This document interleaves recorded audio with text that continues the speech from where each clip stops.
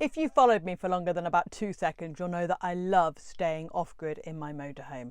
But it's really important when you are staying off-grid to have some sort of reliable backup power source. I've got a lithium battery in my van and it's brilliant, works really well along with the solar panel setup that I've got. But having an additional portable battery makes my life so much easier. In fact, I don't think I could do what I do without having some sort of portable battery. Now, the question I always get asked is, do I really need an EcoFlow? What even is the EcoFlow? What does it do? What do I use it for? And what size EcoFlow is best for you and your type of van life? So I'm going to go through some of the basics with you today and help you try and figure out which one is best for you, if you even need one. If you are new to the channel, hi, welcome. My name is Kat. I quit my job back in 2018 and I've been touring around the UK and Europe in my motorhome pretty much ever since. So I test out a lot of new kit, a lot of systems. I go to a lot of fun places. So if all that sounds like something you'd like to see more of, you know where to hit the little button. So let's talk about EcoFlows and portable power systems. Now, there are several big names on the market. I've tried out most of them and I continuously prefer the EcoFlow. And yes, I do work with EcoFlow, but I've also worked with several of the other brands. They've also sent me their kit to test, and this is the one that I like the best. Take from that as you will. So I've actually got quite a few EcoFlows. In fact, let me try and adjust this. There we go. So, hello, I've actually got quite a few EcoFlows with me on the van. I'm going to do this, I was going to hurt my head. So I thought this would be a really good opportunity to show and compare them so that you could make an informed decision. But firstly, do you even need one of these magical devices with you in your van? The answer is no, possibly not. If you like to stay on campsites with electric and either you go to one place and you stay for several days at a time, or you don't like to stay off grid or wild park or whatever you want to call it, or you don't like to stay on campsites like that don't have electric hookup, if you always go somewhere that has got electric hookup, you don't need one of these because the electric hookup will give you more than enough power for what you need in your van. You can save your money and you can go spend it on something else. So that's easy. If you don't go off grid, you do not need additional power sources. The second thing is if you have got a second leisure battery in your van, or if you don't have a lot of electronics on things that you want to keep up charged. So like I've got my laptop, my drone, my cameras, my GoPro, not to mention my electric blanket. I've now got my Starlink Wi-Fi, all of these things that I have to power or want to power when I am off grid. They take up a lot of power. Now, having a second leisure battery is one way of giving yourself enough power, but if I had to choose between a second leisure battery and one of these EcoFlows, I'd pick one of these for a really simple reason that I can use it outside. And there are plenty of times in the summer where I go outside, I want to spend time on my laptop doing some work or whatever, and it's low on battery, and I can take one of these out with me and it will give me enough power. I don't go hiking up mountains with these, but I do go sit outside and I'm able to work for a couple of hours without needing to worry about running some sort of massive cable in to get to my leisure battery. So for me, these work way better than having a second battery. Also, don't forget, if you don't have a dedicated space in your van for a second battery, which I don't, you're not going to be able to legally fit one anyway. So that might make the decision for you. So the first thing is, do you need more power? Do you find yourself not able to charge stuff when you're off grid? Do you find that you are constantly running out of battery, having to be really careful with it? If that is the kind of thing that you've experienced or you're worried that you are going to experience, then definitely investing in one of these portable power stations is going to be really worth it for you. Quick thought while I'm editing this, if you're watching this anywhere near Amazon Prime days, keep a really good lookout because EcoFlow often have amazing deals, so you can pick up one for like half price or 40% off or something. So definitely keep an eye out for those. So if you're confused what the difference is between a portable power station and everything else, just think of this as a portable battery. That's literally what it does, and it has some sockets at the front. Now, depending on the model that you buy, the number and the type of sockets will vary slightly. We're going to go into that very shortly, but that's basically what it is. I mean, it's just, look at this, the lightness of this is brilliant, but it is just literally a portable battery. That's what it is. If you use like a power bank for your phone, so one of those little power banks, I've got one somewhere. Here we go. Stand by. So I have one of these little power banks for my phone. So when my phone is running low on battery, I can just pop it on there and it tops it up. And that's what it is. That's a little portable power bank. This is a much bigger power bank, but it does exactly the same thing. So before we get into the actual model that's best for you, the way that I use these is I have an inverter that is fitted up to my leisure battery, and I got that all done properly, professionally, because I don't like playing around with power, but you can absolutely do that yourself if you know enough about electronics or electrics to do that. So what happens then is I charge these from my leisure battery whilst I'm driving, so that when I arrive at whatever beautiful spot I'm going to stay for the night, I have already got enough power in these to be able to charge up other stuff. Now, if I'm feeling organised and clever, I can actually, so I tend to charge one from the inverter, and then I will plug in my laptop and perhaps my spare drone batteries to the EcoFlow whilst I'm driving. So the inverter powers the EcoFlow from the leisure battery, which is being powered by the engine whilst I'm driving, and then the EcoFlow will take that power and it will actually charge up my laptop, my drone battery, my GoPro batteries, whatever I'm choosing to power whilst I'm driving.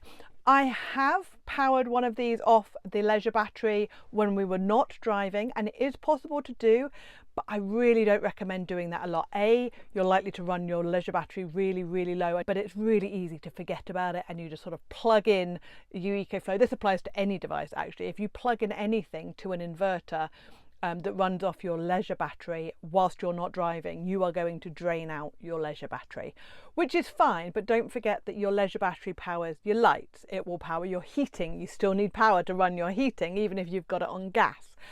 It will power other systems in the van.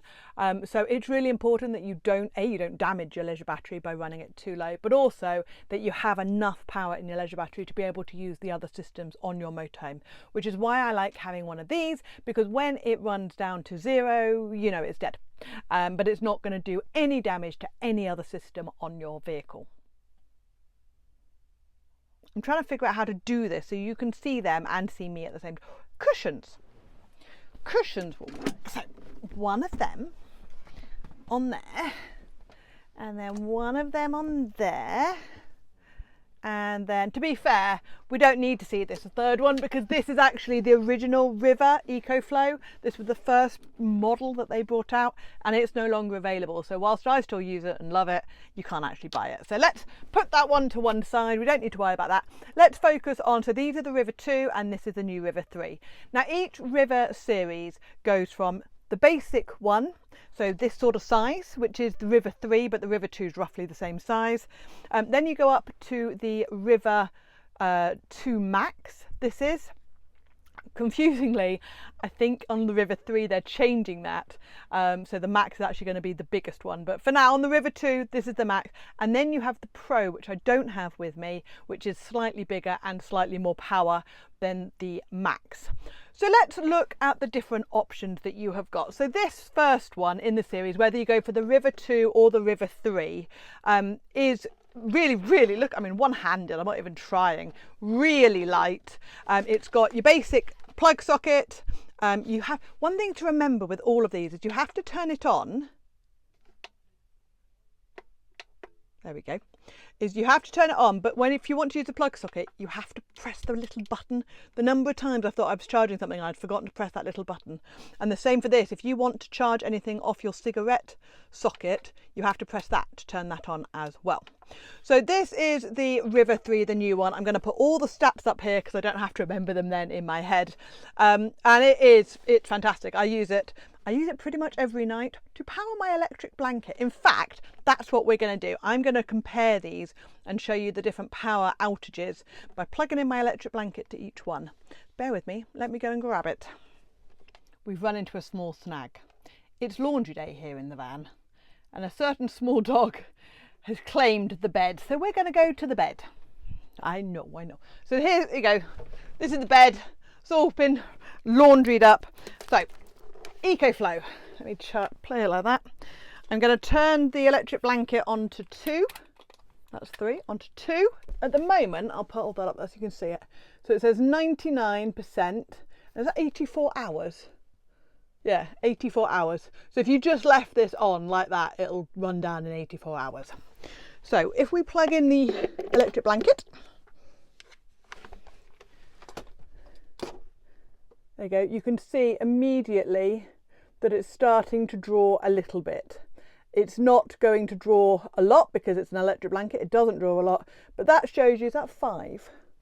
Yeah, it's all backwards in my phone. So in 5 hours of powering the electric blanket, that will be dead, which is fine. It's going to mean that you get cold toes in the middle of the night, but this is the smallest model. This is the smallest one. It's got the smallest battery in there. It's got the smallest amount of power.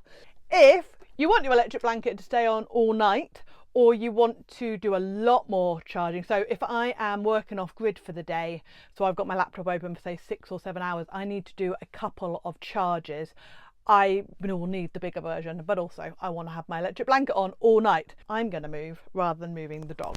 But let's go get the River 2 Max. So here we go. This is the River 2 Max. Again, I'm putting all the stats on there so you can see it, but this one's got 2. I obviously use this one a lot. Look at all the different shades on the plugs, but it's got 2 different plugs. Hang on, let me turn it on. I'm trying to do this in the... it's got your cigarette charger, and it's got loads of different USB and USB A and C plugs on there. So again, this is almost 100%. I've still got that on number 2. Let's not forget to turn those on. Trying to do this whilst looking at it in my phone isn't easy. There we go. So the other one was on 99%. This is on 100%.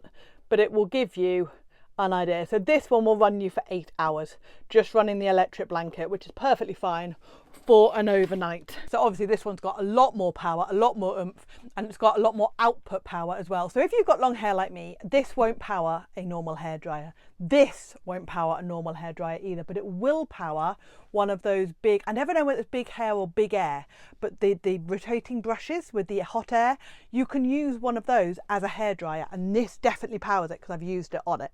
So if you want your actual big normal hairdryer, you're going to need to come even bigger to the Pro or the Delta.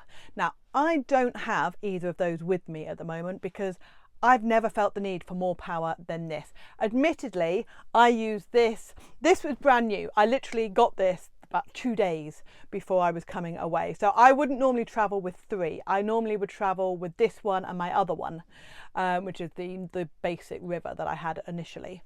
So I do travel with 2. Now you can just travel with 1, and if you're going to do that and you think you need a lot of power, having the Pro is the best option for you. So again, here are the stats for the Pro. The nice thing with the Pro is, again, it's got more capacity but also got more output oomph, so you can power slightly more high powered stuff. So I know people that run their air fryers off their Pro, and they can also run, like say the hair dryers, you can run slightly more electric heavy devices off that. If you have got the space and the payload, the Delta is incredible. And again, I've actually got the Delta, but I didn't bring it because I don't have a lot of payload in my van, and I also don't have a garage or anywhere to store it. I could store it under the bed, I guess, but it's big and it is really, really heavy. I struggle moving it around. You certainly can't pick it up one-handed. It is heavy. Now, a Delta is fantastic if you want to be able to power your actual motorhome from the portable power bank as a backup emergency source. So if your leisure battery is running low and you want to charge that, you can actually use the big Delta to do that. So if you want to spend a lot of time off grid and you don't want to have to go find campsites with electric hookup, or you don't want to have to drive in order to charge up your batteries, then getting a Delta is fantastic. And again, you can charge pretty much everything. You can power pretty much everything from that. It is absolutely enormous, the capacity and the capability that it has got. But for me personally, I think it's too big. I don't need that.